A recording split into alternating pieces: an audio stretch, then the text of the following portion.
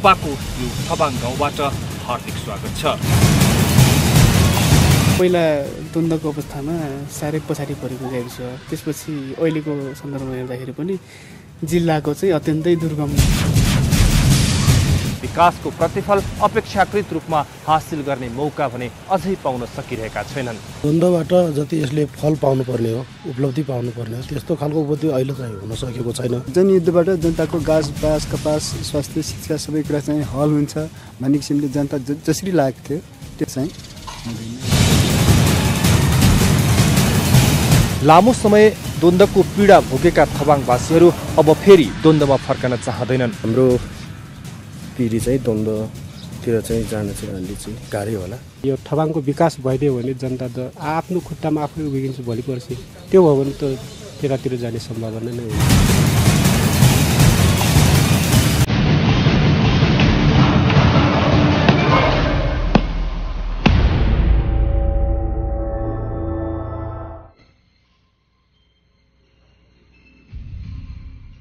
कार्यक्रम on the स्पटको यात्रा निरन्तर छ। चुनबाङदेखि अब थबाङसम्मको 10 वर्षे सशस्त्र द्वन्द्वलाई शान्तिपूर्ण रूपमा अवतरण गराउन मार्ग प्रशस्त गर्ने गाउँ हो रुकुमको चुनबाङ।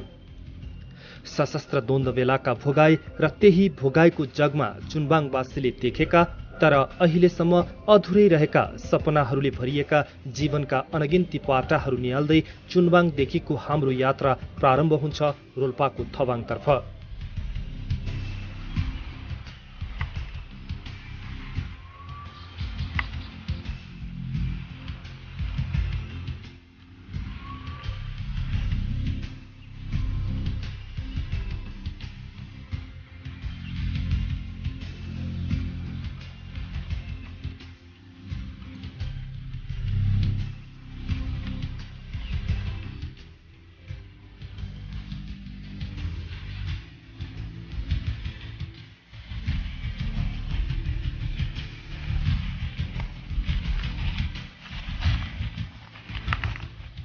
विकट भूगोल भएर पनि रमणीय ठाउँ, बसाइको असहजताका बीच पनि चलिरहेको सहज जीवनशैली, आवश्यक विकासका पूर्वाधारबाट वञ्चित भएर पनि आफ्नै माटोमा रमाइरहेका जीवनहरू, जिन्दगीका कठिन मोडमा पनि हाँसिरहने अनुहारहरू अनि सन्तुष्ट मनहरू यी विकट ठाउँका विशेषताहरू हुन्। त्यसमाथि यी प्राकृतिक छटा, प्रकृतिले दुलहिजे सिँगारिएका पहाड, तिनै पहाडका काखमा बनेका सुन्दर घर र यिनै घरमा फुलेका जीवनहरू निहाल्दै अघि बढिरहँदा प्रष्ट हुन्छ भौगोलिक विकटताका बीच पनि रुकुम रोल्पा प्राकृतिक सौन्दर्यका खानी हुन्। यही सौन्दर्यमा रमाउँदै हाम्रो पैदल यात्रा निरन्तर अघि बढिरहन्छ।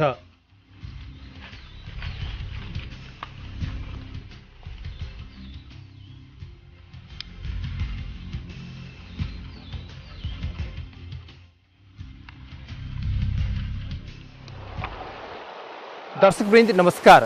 कार्यक्रम अन द स्पटको नयाँ श्रृङ्खलामा तपाईँलाई हार्दिक स्वागत छ। यति बेला हामी रुकुम जिल्लाको महत गाविसमा आइपुगेका छौँ। यो गाविस रुकुम जिल्लाकै चुनबाङ र रोल्पाको थबाङ गाविसको बीचमा पर्दछ। अनेकन समस्या र चुनौतीका बीच पनि हाँसिरहेका जीवनका कथाहरू खोतल्दै यति बेला हामी रोल्पाको थबाङको यात्रामा निस्किएका छौँ। रुकुमको चुनबाङबाट यात्रा प्रारम्भ गरेका हामीले थबाङसम्म पुग्नलाई कम्तीमा पनि 7.5 घण्टाको यात्रा पैदल यात्रा तय गर्नुपर्ने भएको छ।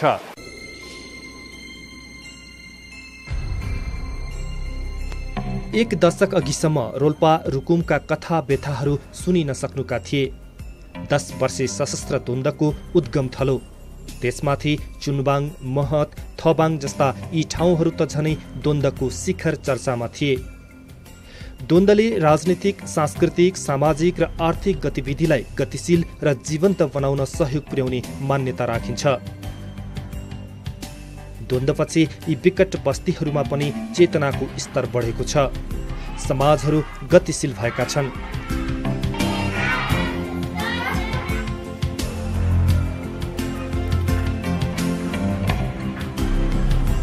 विशिष्ट खालको संस्कृति र लोभलाग्दो प्रकृतिको साथमा पहाडको काखमा रमाइरहेका यी समाजले नेपाली मनलाई सदैव जीवन्त बनाइरहेका छन्।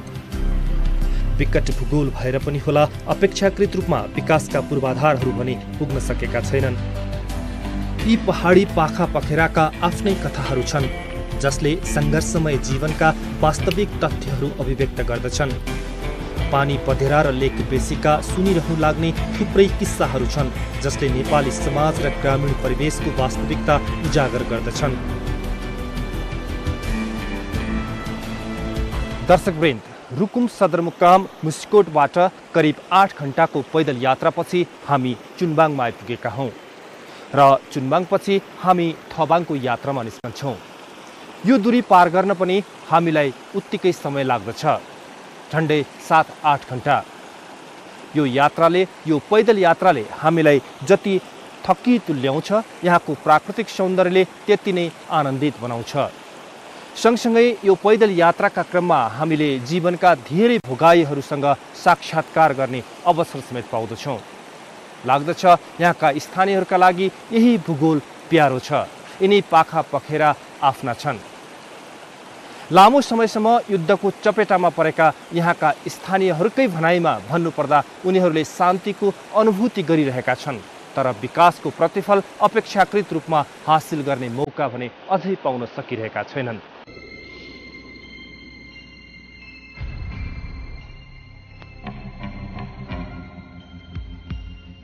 हरेक नयाँ गोरेटोमा जिन्दगी बाँच्ने नयाँ कला सिकिँदो रहेछ। नेपाली समाज र ग्रामीण परिवेशको वास्तविकता अनुभूत गर्न सकिँदो रहेछ। उकालो ओह्रालोमा निरन्तरको पैदल यात्राले थकित बनाउँछ, तर वरिपरि डाँडा चिसो हावाले थकित मनलाई फेरि चङ्गा पारिदिन्छ।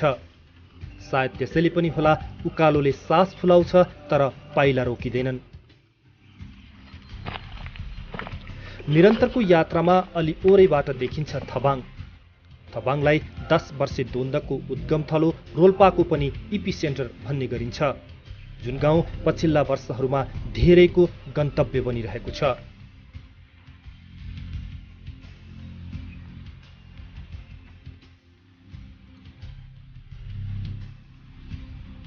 रुकुम र रोल्पाका प्राकृतिक सौन्दर्यले दुलहीझै सिंगारिएका अनेकन पहाडहरू पार गर्दै शान्ति बहालीपछि गाउँको विकासको प्रतीक्षामा बसेका विकट गाउँका जनताका भोगाईहरूसँग साक्षात्कार गर्दै ऐसेलु र काफलले भोक र प्यास मेटाउँदै अनि बाटोमा आउँदै गर्दा परेको असिना पानीसँग सङ्घर्ष गर्दै हामी रुकुमको चुन्बाङबाट रोल्पाको थबाङमा आइपुगेका छौँ।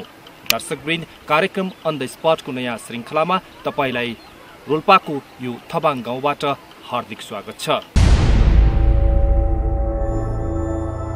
रोल्पाको दुर्गम गाउँ भएर पनि राजनीतिक चेतनामा भने उर्वर भूमि मानिने यो थबाङ रुकुम जिल्लासँग सिमाना जोडिएको गाविस हो।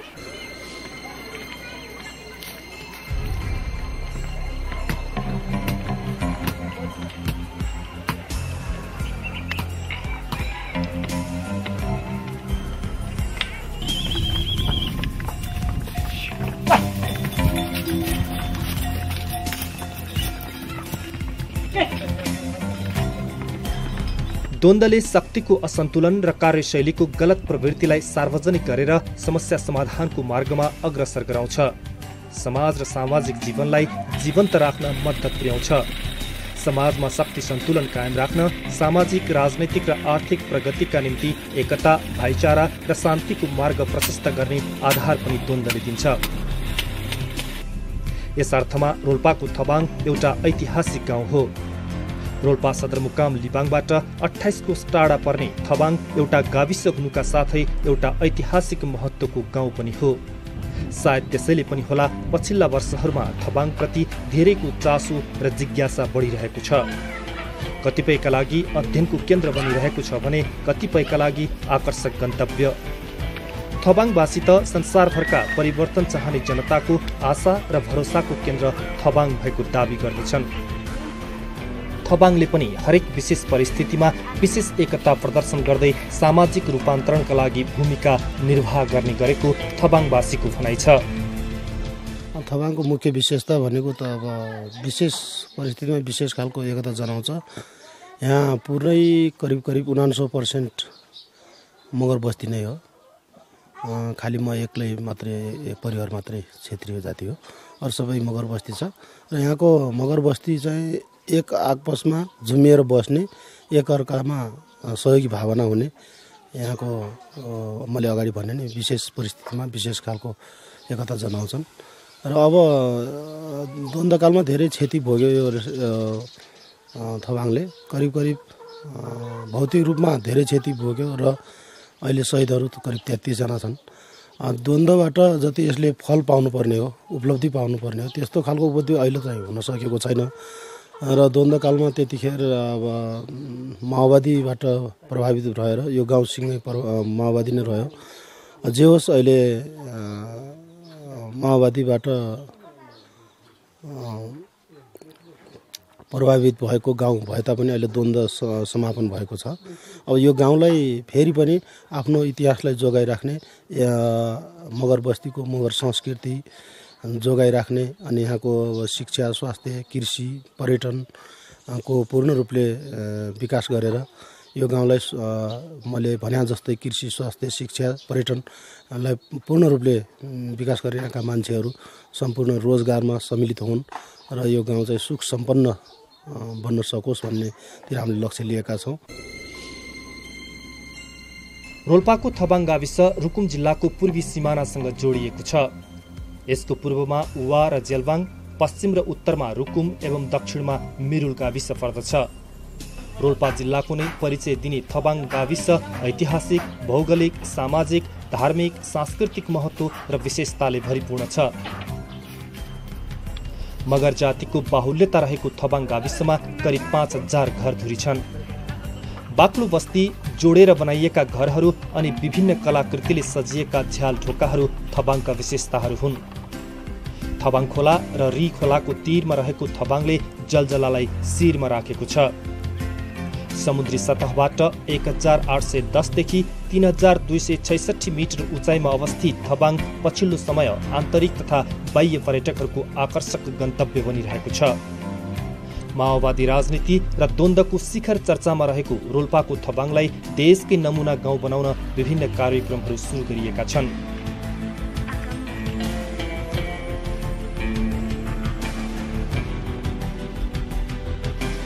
पहिला द्वन्द्वको अवस्थामा साह्रै पछाडि परेको गाविस, त्यसपछि अहिलेको सन्दर्भमा हेर्दाखेरि पनि जिल्लाको चाहिँ अत्यन्तै दुर्गम गाविसको रूपमा रहेको यो गाविसमा अब देशको चाहिँ आर्थिक अवस्था पनि यस्तै छ करिब पनि विकास निर्माणका कार्यक्रमहरू चाहिँ शान्ति स्थापनापछि अलि तीव्र गतिमै अगाडि बढिरहेछ। यिनी बाटोघाटोका कुराहरू भयो, त्यसपछि अब टाउन प्लानिङको कुराहरू, त्यसपछि यो सरसफाइ कुराहरूमा पनि धेरै फड्को मारिसक्यो। अब यसलाई चाहिँ देशको चाहिँ विकासको अवस्था कुन गतिमा गइरहेछ त्योभन्दा अलिकति छिटो चाहिँ यहाँ विकास भइरहेछ कि मलाई कता कता लागेको कुरा। त्यसपछि अहिले चाहिँ पछिल्लो चरणमा त अब गाडीको एक्सेस पनि पुग्यो, त्यसपछि यहाँ सामानहरू यताउता गर्न पनि कतिपय सहज नै छ। र यो अवस्थामा चाहिँ द्वन्द्वको भन्दा अहिले यो विकासको प्रक्रिया भने अलिकति अगाडि नै छ। 10 वर्षे द्वन्द्व र 10 वर्षे शान्ति प्रक्रियाको 2 दशक बीचमा थबाङले प्रारम्भ गरेको माओवादी राजनीतिमा देखिएका विभिन्न मतमतान्तर र टुटफुट पनि थबाङ शिखर चर्चामा रहनुको प्रमुख कारण हो। रोल्पा जिल्लाकै विकट गाविस भएर पनि राजनीतिक चेतनाको स्तरले उर्वर भूमि मानिने थबाङ अब भने आर्थिक विकास र सामाजिक रूपान्तरणका लागि पनि जुर्मुराउन थालेको छ। अप्ठ्यारै बाटो भएर पनि 1 वर्षदेखि थबाङलाई सडक सञ्जालले छोइसकेको छ। थबाङलाई मुलुककै नमुना गाउँ बनाउन यति बेला थबाङवासी फेरि एक भएर जुटेका छन्।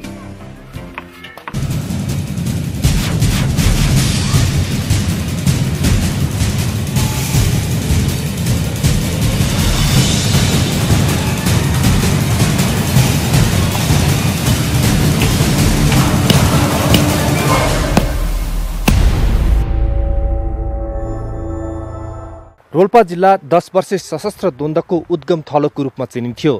त्यसमाथि झन् यो थबाङ गाउँ त्यसको केन्द्रबिन्दु नै थियो। लामो समय द्वन्द्वको पीडा भोगेका थबाङवासीहरू अब फेरि द्वन्द्वमा फर्कन चाहँदैनन्। बरु उनीहरू यो थबाङ गाउँलाई एउटा नमुना गाउँको रूपमा विकास गरी पर्यटकको आकर्षणको केन्द्र बनाउन थबाङवासीहरू एकताबद्ध भएर जुटेका छन्। नमुना गाउँ बनाउनको लागि आर्थिक वर्ष 2064-65 देखि नै अहिलेसम्म चाहिँ अब निरन्तर रूपमा क्रमागत रूपमा चाहिँ बजेट चाहिँ विनियोजन भइराखेको छ। यसको लागि हामी यहाँ उपभोक्ता समिति गठन भइसकेपछि अहिलेसम्म चाहिँ हामी यो उपभोक्ता समिति क्रियाशील रूपमा चाहिँ अगाडि बढिराखेको छ र यसले अझै पनि जति राज्यले चाहिँ यहाँ उपलब्ध अथवा विनियोजित बजेट चाहिँ जति अब प्रयोजन गरिराखेको छ त्यसले पनि कामयाबी चाहिँ नभएको अझै पनि थप विनियोजन बजेट चाहिँ विनियोजन भयो भने बजेटिङ भयो भने अझै पनि हामीले यो गाउँलाई नयाँ नमुना देशभरिमै नमुना बनाउने प्रयत्न यो समितिले चाहिँ गरिराखेको छ। योभन्दा पहिले 64-65सम्म आउँदाखेरि थबाङको चाहिँ अनुहार अलिक भिन्नै खालको चाहिँ थियो, परम्परागत खालको चाहिँ थियो। अहिलेसम्म चाहिँ आउँदाखेरि यसले राज्यको चाहिँ लगानी, यहाँको चाहिँ जनसमुदायको चाहिँ अब जनश्रमदान, यहाँको चाहिँ उपभोक्ता समितिको चाहिँ पहल र क्रियाशीलताले गर्दाखेरि थबाङले चाहिँ नयाँ अनुहार चाहिँ अलिकति चाहिँ देखाउनु चाहिँ देखाएको छ।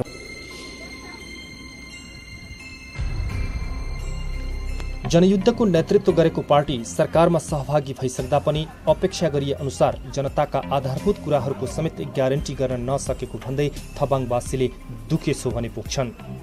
तर विशेष परिस्थितिमा विशेष एकता दर्शाउने थबाङको विशेषता भएको बताउने थबाङवासीले अब भने गाउँको एकता गाउँकै विकासमा केन्द्रित गर्ने बताउँछन्।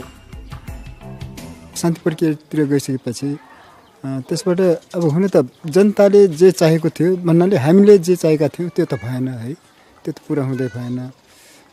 यहाँ अब पार्टी चाहिँ माथि सरकारमा पुगिसकेपछि भन्नाले अब त्यहाँ चाहिँ अब हाम्रो पार्टीका भनौँ नेताहरू त्यहाँ अब दरबारमा सिंहदरबारमा छिरिसकेपछि त्यहाँबाट जुन किसिमको आश हामीले गरेका थियौँ त्यो चाहिँ पाउने सम्भवै भएन। जस अब शान्ति प्रक्रियाको नाउँमा त्यसरी नेताहरू छिरिसकेपछि यहाँ विकास निर्माण यताउति भन्ने अब सबै कुरा त्यो आउँछ कुरा, अब विकास निर्माण गर्नुपर्छ भन्ने कुराहरू आउँछ। तैपनि जनताले चाहिँ जसरी सोच्छ त्यो चाहिँ भइरहेको छैन अहिलेसम्म र अब पछिसम्म चाहिँ यो अब चाहिँ हुन्छ भन्ने त लाग्दैन। जस्तो अब जनयुद्धबाट जनताको गाँस बास कपास स्वास्थ्य शिक्षा सबै कुरा चाहिँ हल हुन्छ भन्ने किसिमले जनता जसरी लागेको थियो त्यो चाहिँ हुँदैन, अहिले भइरहेको छैन भनौँ अहिले।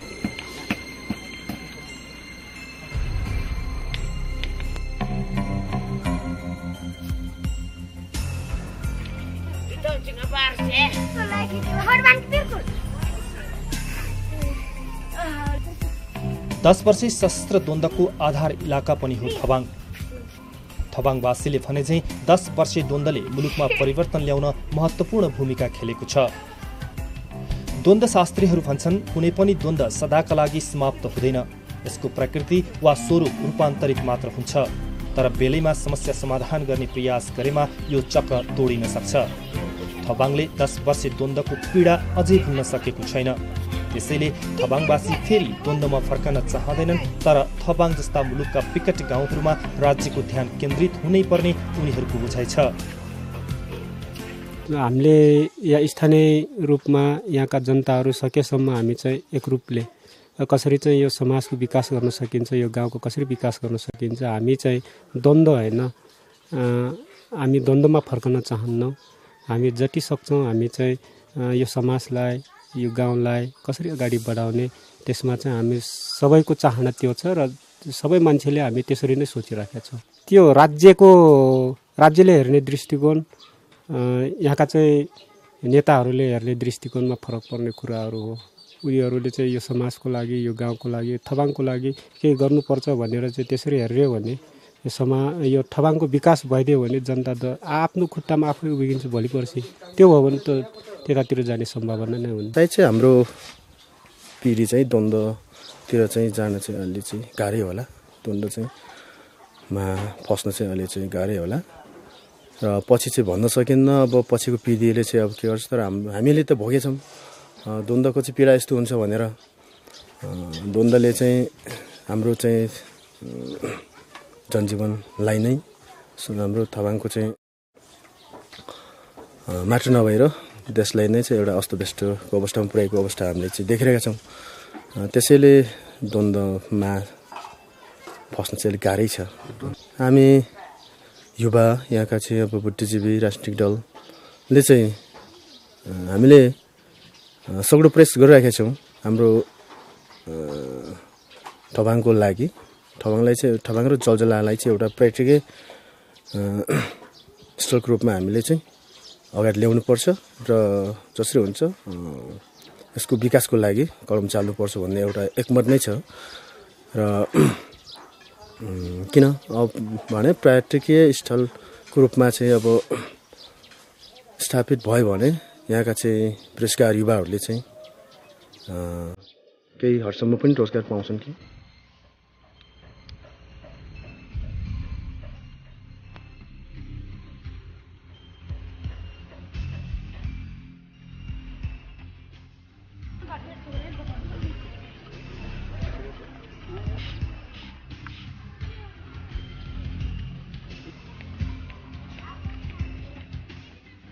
कुरा गर्दै गएपछि थबाङभित्रका वास्तविकता पोखिन थाल्छन्। उनीहरूका वास्तविकता उजागर हुँदै जाँदा एउटा पीडाको कथा सुनिए झैँ पनि लाग्न थाल्दछ। यो पीडाको कथा 10 वर्ष अघिको स्मृतिले भरिएको छ।